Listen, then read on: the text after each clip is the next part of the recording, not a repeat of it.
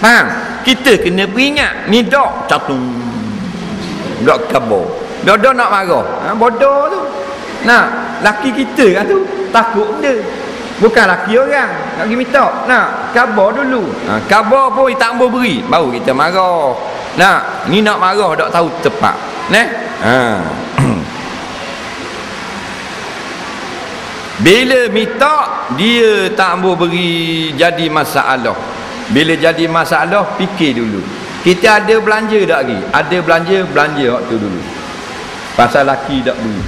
Habis dah belanja, minta dengan dia. Tak beri, bincang molek. Apa tak beri?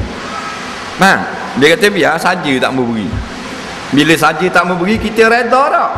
Kita reda duduk diam-diam. Tak reda, tak sabar dah. Nah, bila tak ada kesabaran dah, baru boleh pergi ke jabat qadi. Jangan pergi selalu bincang dengan laki lu.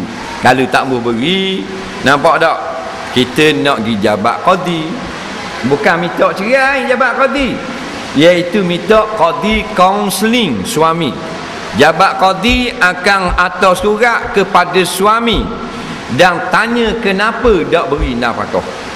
Bukan minta cerai lagi. Faham tak? Tu tertib dia. Khabar ketuk lelaki tu.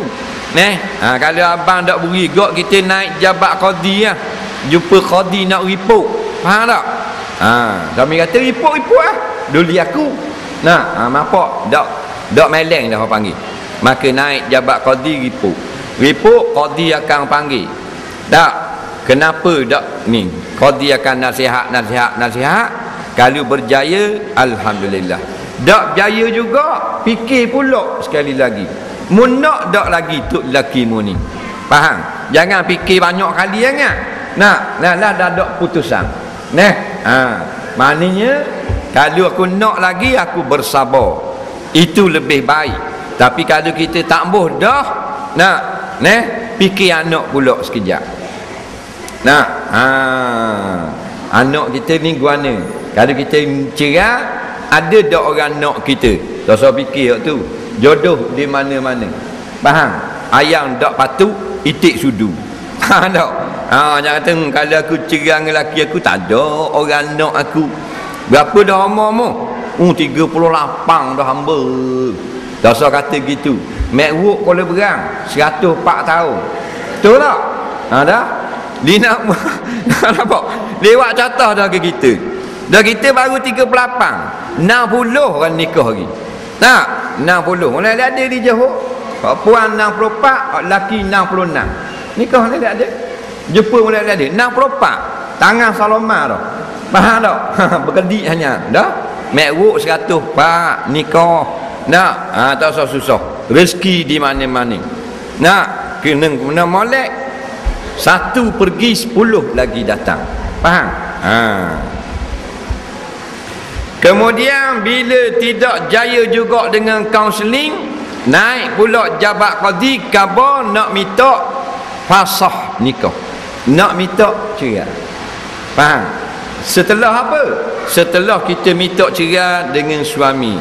Abang jabat qadi panggil dah nasihat.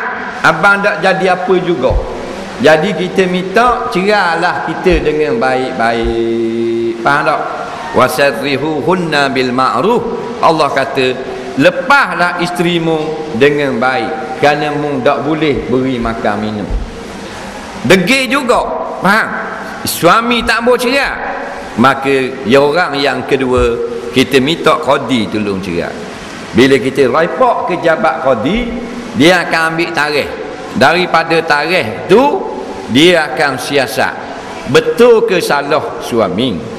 Kadang-kadang isteri dia buat nawak dia, beri makan, beri minum ni saja dia buat kena. Ada tak? Maka qadi akan siasat. Faham tak? Bila siasat betul, maka qadi akan suruh suami tu sekali lagi beri nafkah. Tak boleh beri juga, qadi akan suruh cerai. Tak cerai, suami berdosa dan qadi akan jatuhkan talak. Faham? Besar masalah. Senang tak? Ya, sebenarnya ikut fiqh Islam senang sangat. Satu prosedur yang cukup cepat. Nah, bila kita tak puas hati, kita minta dia cerai kita. Faham tak? Dia tak mau cerai juga padahal dia bersalah. Khabar jabat qadi akan cerai. Bang, indahnya Islam. Pasal apa? Dia nak jaga kebajikan orang puang, jangan dianiaya oleh suami. Duduk nama isteri tapi tidak dipedulikan oleh suami bertahun-tahun. Sedangkan perkahwinan ini adalah kasih sayang dan aman damai, dah aman dah. Sakit hati tak mau bertahun-tahun, maka Islam jaga orang puang, dia beri kita alternatif, iaitu pejabat qadi boleh leraikan perkahwinan, nikah dengan orang lain pula. Faham? Jangan pandang ke belakang, tengok ke depan.